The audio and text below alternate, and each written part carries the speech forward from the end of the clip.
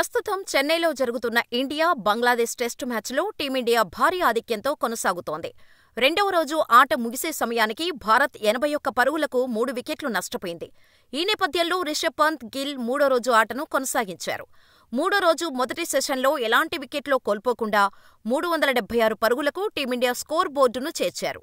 ఇక లంచ్ విరామం తర్వాత రిషబ్ పంత్ తన సెంచరీని నమోదు చేశాడు. ఇదిలా ఉండగా మొదటి సెషన్లో రిషబ్ పంత్, బంగ్లాదేశ్ కెప్టెన్ మధ్యలో ఓ ఫన్నీ సన్నివేశం సంబంధించిన వీడియో ఇప్పుడు సోషల్ మీడియాలో వైరల్గా మారింది. తొలి సెషన్లో రిషబ్ పంత్, గిల్ వికెట్ పడకుండా ఆడుతుండటంతో బంగ్లాదేశ్ టీం కాస్త ఢీలా పడిపోయినట్టుగా కనపడింది.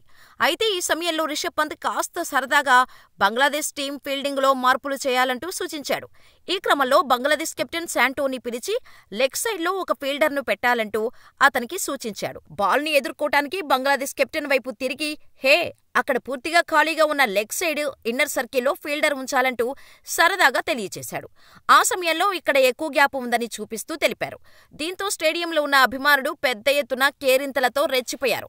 ఇక విషయాన్ని గమనించిన బంగ్లాదేశ్ కెప్టెన్ కూడా పంత్ సూచనలను గౌరవిస్తూ అక్కడ ఓ ఫీల్డర్ను ఉంచాడు. దీంతో ఈ వీడియో సోషల్ మీడియాలో వైరల్గా మారింది.